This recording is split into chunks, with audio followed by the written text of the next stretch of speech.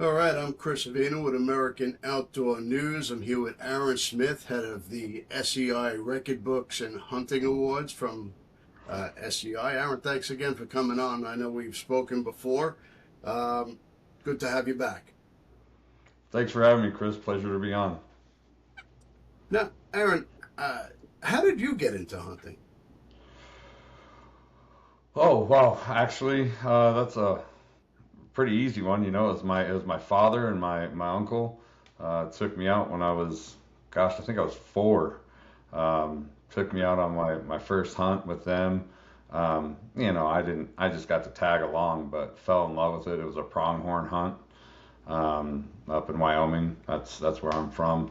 Um, and then it just grew from there, rabbits and birds and ducks and stuff like that. And then by the time I was 10, I'd taken my first pronghorn and was a race from there, right? I fell in love with it. Absolutely fell in love with it. Anything outdoors, fishing, hunting, camping, just it was something I knew I was gonna love. So, That's great. I'm pretty much the same. My uncle introduced me in my teens, and it just kind of grew from there. But how'd you get involved with Safari Club? about close to 4 years ago now, I was working in a different industry, and I was, looking around for other stuff outside of, what I was doing and could get me more into the hunting industry. Um, and sure enough, there was a job posting for the record book as well as our guide and outfitters liaison, which I applied for both. But we hired Scott Talbot. Rest in peace, Scott. He's no longer with us, but a phenomenal man. Um, and now that's Everett Headley in that position. But um, we hired Scott for the guides and outfitters liaison, and then Mike Rogers and Laird and the powers that be at STI reached out to me to become the manager of the record book. Um, and I said goodbye to the old job immediately. It wasn't even, yeah, there was no second guessing it. As soon as You they said they basically were interested, landed your dream job. yeah, I mean, I think I put in my 2 weeks within, I would say less than 2 minutes of getting off the Wow. phone with Laird and Mike.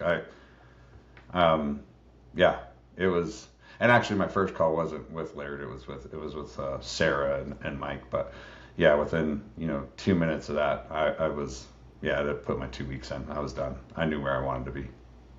So, what would you say is the most rewarding part of working with SCI? You know, I think honestly the most rewarding part for me is knowing that everything we do as a department, as the record book department, in our role, right? But as a whole, everything we do is to raise money to deal with conservation projects, deal with advocacy around the world, right? It's not just here in the United States, it's everywhere. Yeah. Um, and know that we're playing one of the biggest roles, if not the biggest role, for hunters across the world to protect our rights and privileges to hunt. And I know that everything we do every day is going to fight that fight, right? Like everything I Yeah. do is to raise money to be able to do that, right? Um, and I love working with our members. I absolutely love working with our members. You build some really good friendships there. That's really rewarding as well. But I think knowing that everything we do is out, everything we do is allowing us as an organization to fight for everybody that's not a member or not. It doesn't matter. It's for everyone, right? Yeah. So that's amazing. So, record books. What exactly is it working with The the record books? So the SCI record book, it's the largest big game record book in the world. We have over 217,000 entries in the record book, right? That does not count our photo entries, right? We have probably another 500,000 of those. Um, Wow. so, and it is, so they call it the gold standard, right? The encyclopedia of big game record book. It takes every large big game animal that we accept, right, across the world, and it puts them into categories, whether it be free range or estate. We accept both. That makes us very different from other record books. Okay. Um, we also, it's the entire world. We're not just North America or Europe or Africa, right? We're everywhere. So we are basically creating an encyclopedia for members to be able to look at, and they are able to take their hunting legacy and put it in our record book and have it stay there in perpetuity for their family to look at, friends to look at. Um, and something you and I were talking before we even started the podcast here was that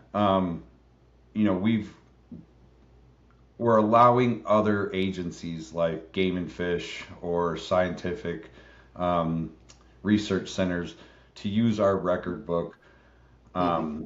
for research projects, for conservation projects, to understand the difference between maybe like um, actual, the harvest of an animal versus, green or dry hunt, like darting hunting. Yeah. Um, so our record book serves as a number of things. It's a record keeper, right? But it's also a piece for people to use for educational purposes Uh-huh. and for conservation purposes. So we manage all that, and that piece, the record book piece, then feeds into our World Hunting Awards, so that people have a roadmap. You and I are always planning our next hunt, right? Sure. So it's like, well, I've got tags here, here, and here, but that's kind of my normal, deer hunts, bear hunts, you know, things in North America here. But I really So there's want to go to like, basically thousands of species categories, grand slams and uh, whatever it might be. Uh, Now, correct me if I'm wrong here. The importance of record book is to gauge and control the quality and growth of various herds, whether it's a bighorn sheep or a whitetail, by gauging the size and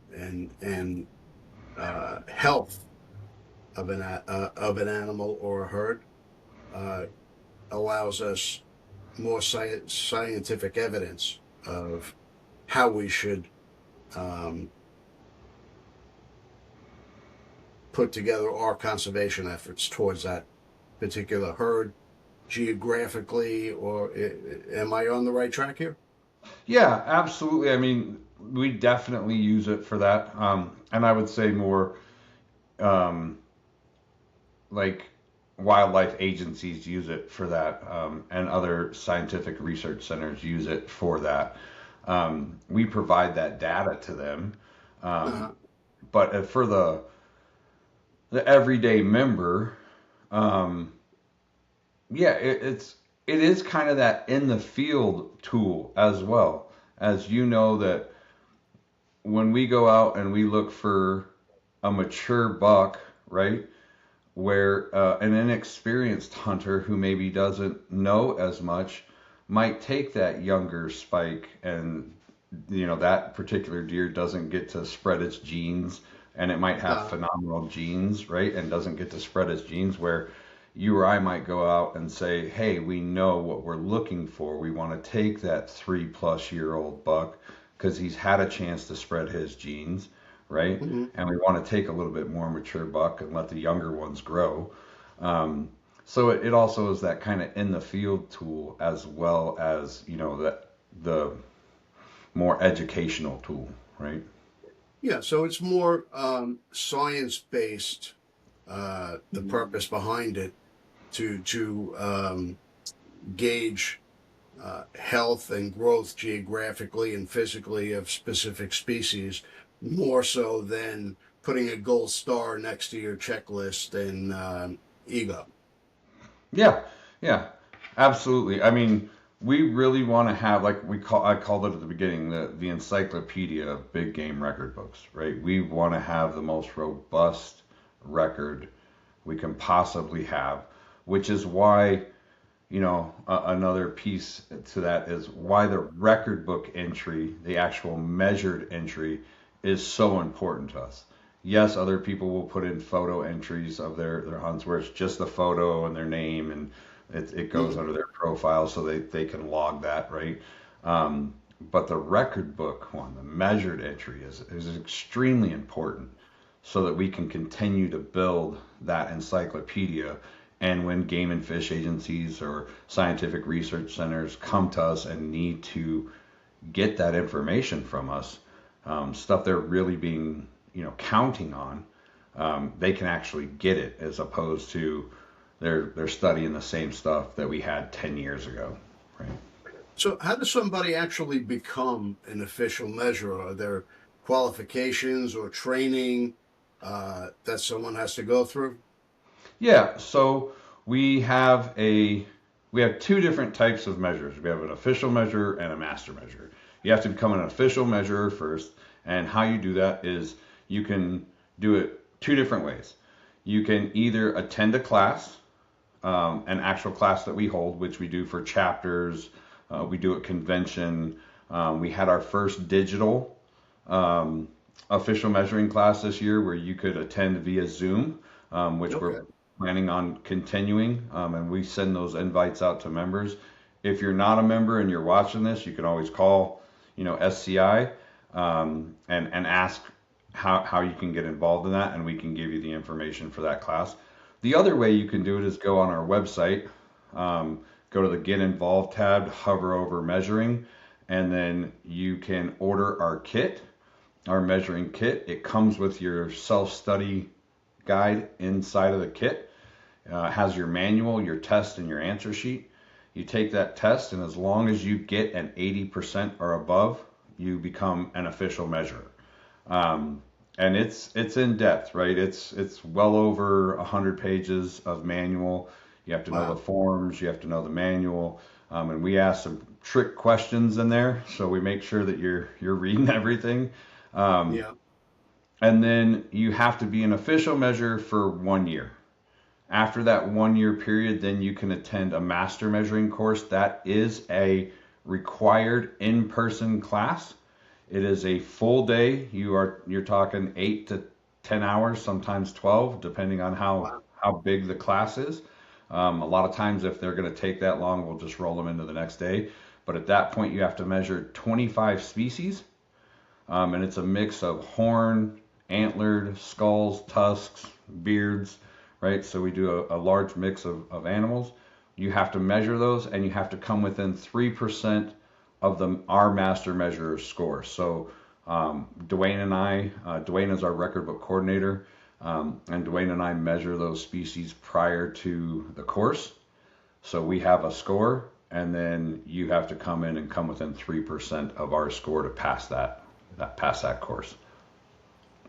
So, what is the importance of volunteer measurers? Chris, I'm glad you asked that question. I can't stress this enough. Dwayne and I can't measure every animal on the planet that comes in Yeah, to the SCI naturally. record book, right? We need volunteers, right? Our volunteers, all of our measurers are volunteers, but we need more of them across the world. And it just allows for more people out there who would probably put their stuff into the record book if they knew where and how to get it measured. but a lot of Okay. times people live in rural places or they really don't know how to find a measurer. They haven't really heard anything. So we need more and more volunteers to be measurers so that we have a broader reach and we can reach these people that have, that they're on the fence of whether or not they want to put it into the record book just because Yeah. they're not sure how to get it measured. So the more measures we have, the more we're going to be able to reach everyone that would really like to be involved in the record book and put their stuff in. And I think that's one thing that, I want to touch on is it doesn't have to be a world record to go in the record book.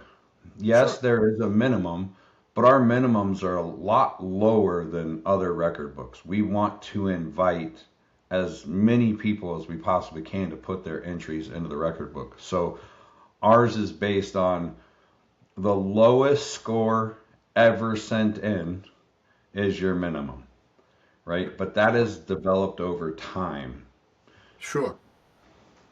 So, what's the difference between a photo and the actual measure? So a record book entry is going to be your measured entry. That's one that's actually scored by an official or SCI master measurer, and then the form is filled out, sent in to us, along with 3 field photos, and we put that into the record book. A photo entry is just a field photo and the photo entry form filled out, sent in. Now, where it differs again is the record book entry. If you are a member of SCI and you have put in a record book entry, you can view other members' record book entries. Uh, If you are a member of SCI and you sent in a record book entry, you can't view other members' photo entries. Photo entries are for that member only. oh, okay. All right. So, getting on to uh, other topics, you have a new Legacy Award. Yeah. So currently, right now, we have a program called the World Hunting Awards program, and we had this gap. So you start out at the trying to get your first pinnacle, then you have the first through fourth pinnacle, then you have the zenith, the crowning, then the World Hunting Award ring, and then the World Conservation and Hunting Award. And that's the top award that you could ever achieve at SCI. Well, between the crowning and the ring, we had this really big gap. And so we were noticing that members were getting discouraged because they thought, you know what, I will never make it to the ring. The crowning is going to be the farthest I ever go. Well, we want to keep people engaged and give them something to continue shooting for that is realistic, right? Because getting to the ring is really hard. It's not easy, and we're not going to make it easy because it is a Well, very we don't significant. want everybody in there. It'll lose the value. It'll Yeah, devalue the award. loses the value, loses the prestige, right? Like it's not something that not everybody's meant to go out there and do it. Just like not everybody's meant to go win a Super Bowl, right? Um, Yeah, it's I'm not meant to be shooting record book animals. I'm a meat hunter. I go out for the pleasure and being out with friends and family. That's hunting to me. I'm not right, looking for the biggest and most impressive animal out there. right. So, it's not, these awards are not for everybody. They are not for everybody. And what I would say is the awards aren't for everybody, but the record book is. Because you don't have to shoot the biggest and the baddest thing, right, to become a Sure. person who supports the record book and the mission of SCI. Because every net dollar that we make at the record book goes to support anti poaching, conservation, wildlife research, all of that stuff, advocacy, right? So, the record book is for everyone. The World Hunting Awards is I mean it could be for everyone, but you've got to look at it how it's going to pertain to you, right? Like how does it speak to you, right? Sure. For a lot of people, it just becomes a roadmap, and the awards are just an extra piece. But this new Legacy Award, it's actually really cool. It is going to be a filler between the crowning and the World Hunting Award ring, which is going to help our members stay engaged past a point where they thought, that's it, I'm done. I really can't, go any farther in the World Hunting Awards.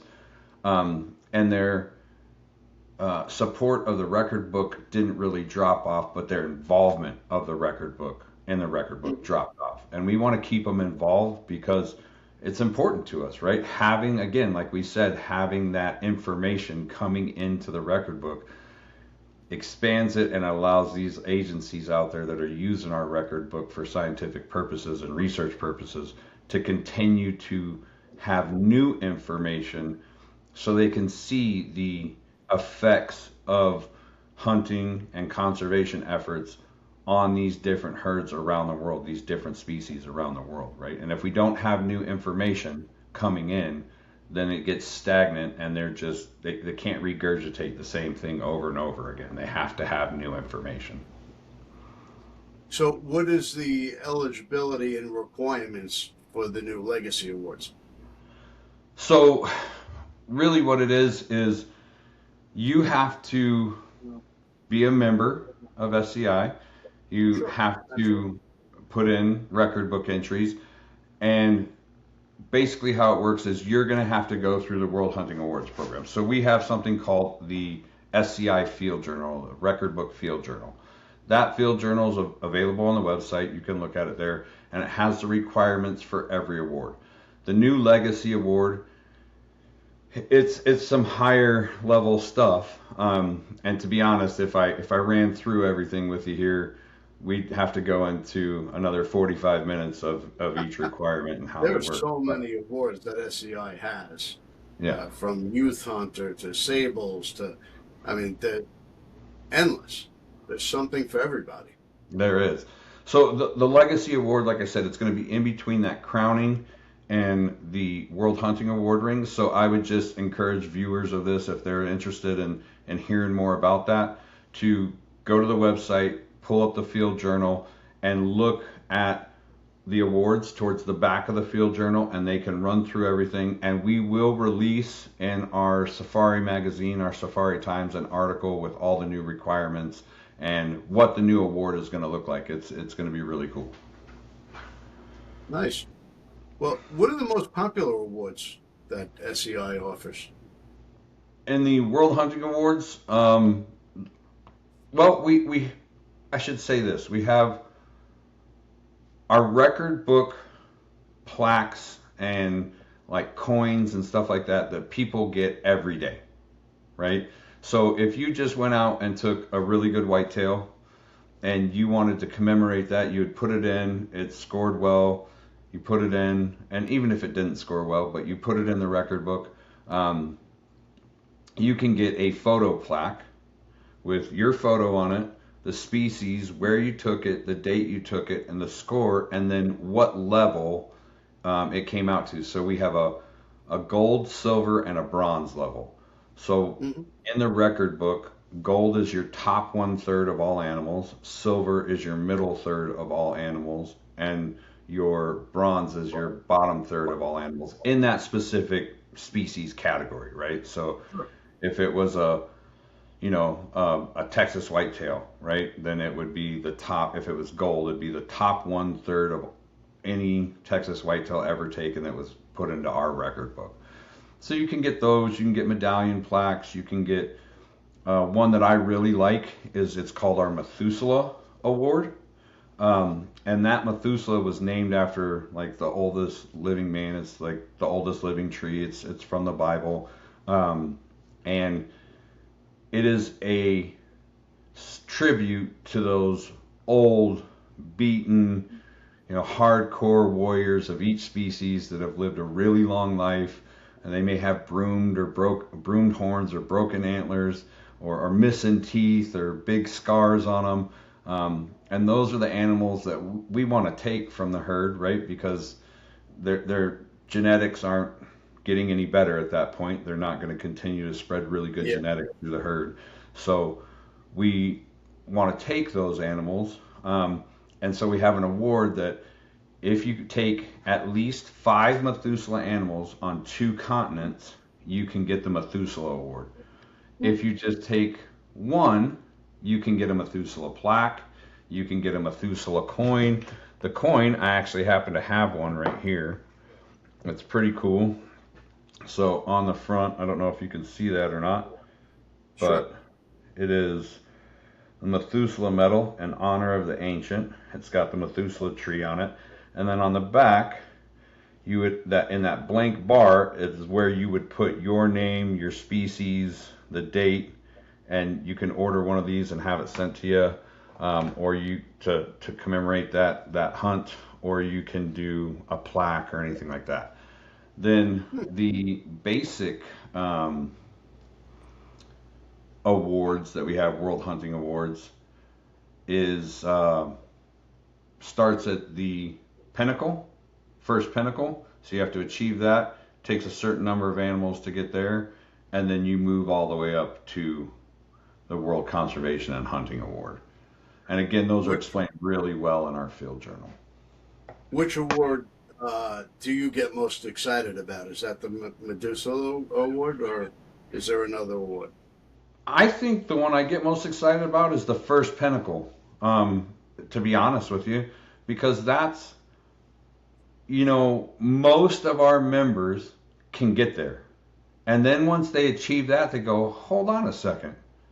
Like, I think I can go farther. I know I want to keep hunting, right? They didn't just start off hunting because they wanted to reach the first pinnacle of achievement.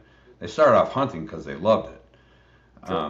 But then they achieved that first pinnacle, and the next thing you know, they see a roadmap to new hunts and new adventures, right? And so I get really excited when I see somebody achieve that first pinnacle, because I know when they achieve it, they're gonna sit down and go, hey, I'm gonna keep hunting. I can do more, right? I can achieve more. I'm not And that now far I've got off from this one. Yeah. Yeah. I was kind of hoping if I clicked my camera off there, that blurriness would go away, but whatever. Nah, it's all right. So for me, I think the award that I get most excited about is the Youth Hunter Award, because that's the future of our sport. That's the future of SCI, and that's what's going to keep the legacy going. Yeah. So the Youth Hunter Award is a lifetime achievement award that's handled by the Awards and Recognition Committee. There's not a ton that comes from the record book in that specific piece, but that going forward, they may make some changes where there are some requirements for the youth hunters to actually have entries into the record book. They want to see that involvement and actually have it documented. So that could come here in the next year or two.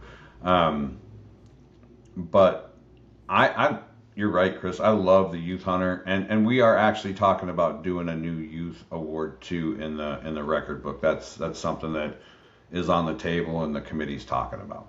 So we definitely want to increase involvement with the youth out there. They're the future, right? If we don't get them involved, then we're not doing our job. So. Well, I assume that a lot of these awards are collected at the convention in Nashville.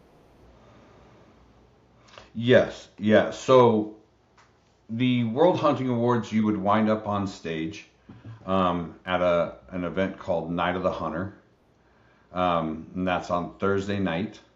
Last year it was held at the Ryman, which is awesome, right? Yep. And it was a great event. I'm sorry? I was at the Ryman last year. Right, and it was a really cool event. So everybody that has won the larger awards, so from the 4th pinnacle to the World Conservation and Hunting Award, get up on stage, along with 2 Lifetime Achievement Awards.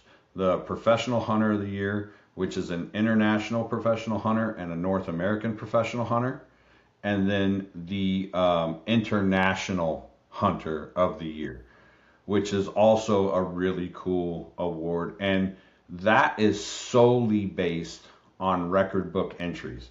You cannot get that award any other way. It is a point system, and it is based off of how you hunt and what you hunt. So the more Uh-huh. difficult the species and the more difficult the method of take, the higher point total you receive. So if you're like Tim Wells hunting with a spear, that kind of elevates you up the chart a little bit. Yeah, except for we don't take spears. We don't accept spears as a method of take in our record book at this time. Um, but like if you hunt with a bow, right? That Yep. bow take is worth more than a rifle, right?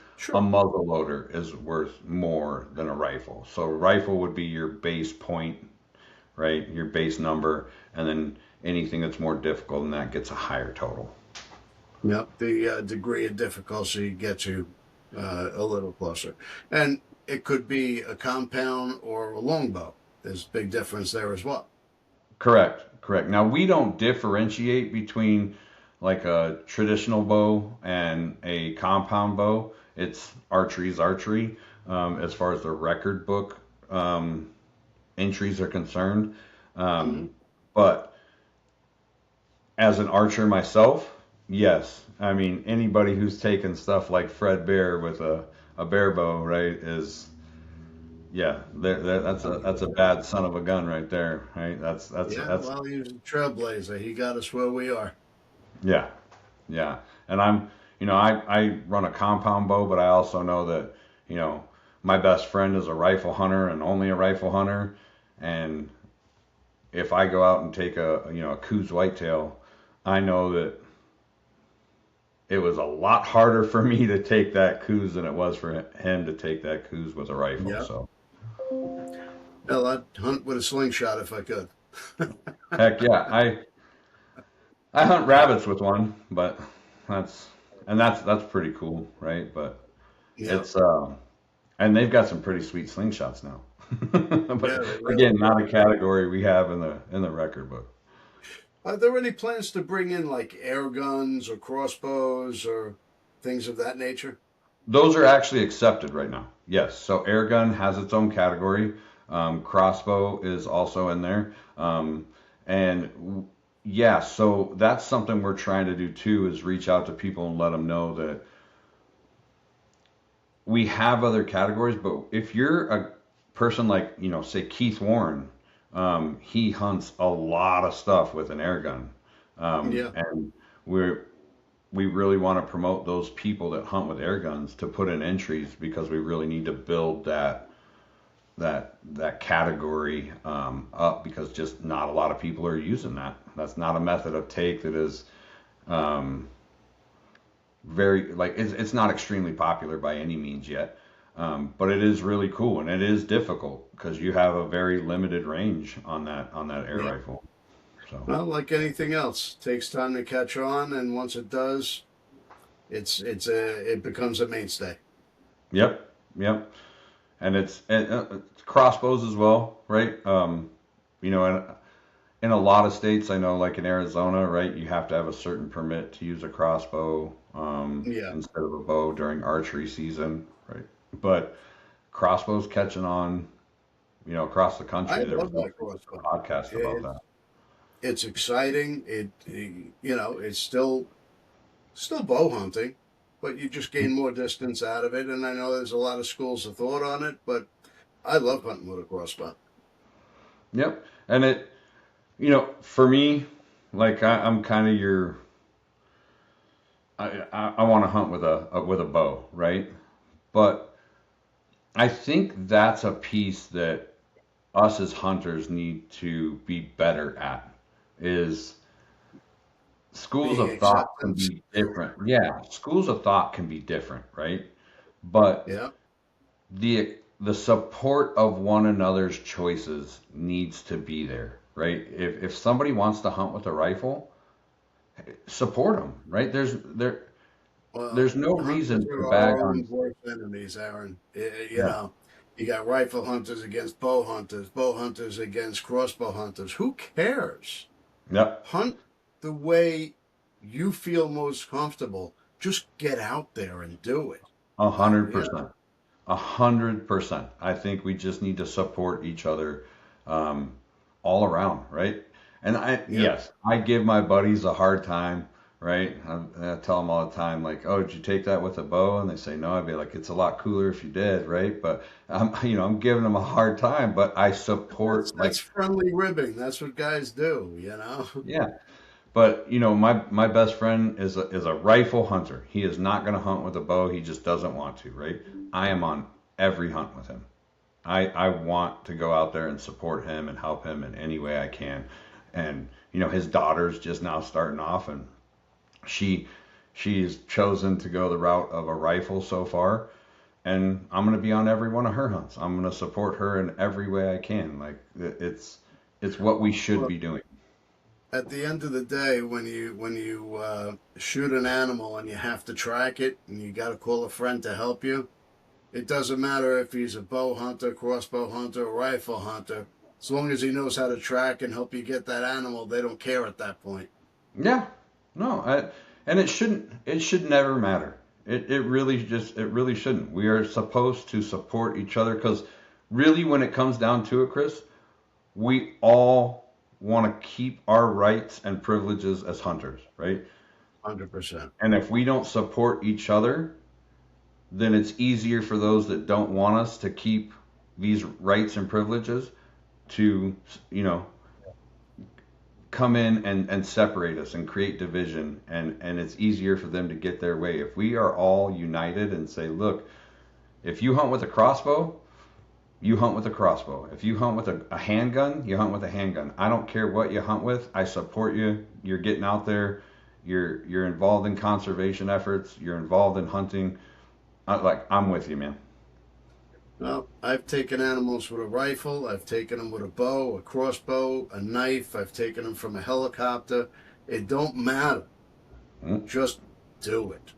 Yep. Just get out there, have fun, enjoy it, and again, yeah, I think you and I talked about this on our previous conversation, our previous podcast. Is get out there and enjoy it. Create those memories. Create those experiences.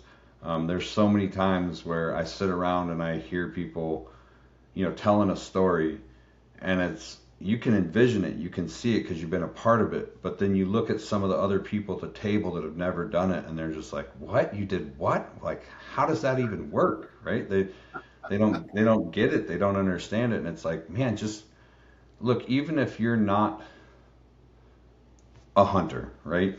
And get out there. Go go be involved in a hunt. Go see what it's about. Go be part of it because there's nothing about it that isn't cool. Like there's nothing about it, right? I agree. Every piece of it is. There's so many times where I go out and I don't harvest something, and I come home with a way bigger smile on my face than I would have if I just went, you know, out shopping with the wife for a weekend, right? It's Yeah. it it it feels like for me it's I had a good friend who said every man needs to sharpen his axe, and I when he said it I looked at him and I was like, what are you talking about? He said we all sharpen our axe in a different way. He's like, when I come out here and I get to go hunt and do these things and then I go back to the real world, I'm much sharper, right? I handle my day-to-day tasks better, cleaner because my mind is refreshed and my soul is refreshed. And for a lot of us, hunting and getting outdoors is how we do that. I agree. I agree. All right. Well, I appreciate you taking the time to speak to us today. As usual, go to safariclub.org and check out the record books. If you're not a member of Safari Club, why? You should be, because Safari Club is the ones fighting for your right to hunt. So become a member today. And if you're in the metropolitan area in September, come to the Boots, Buckles, and Backstraps banquet in support of Safari Club International. You're going to have a great time. Go to AmericanOutdoorNews.com. You can buy tickets today.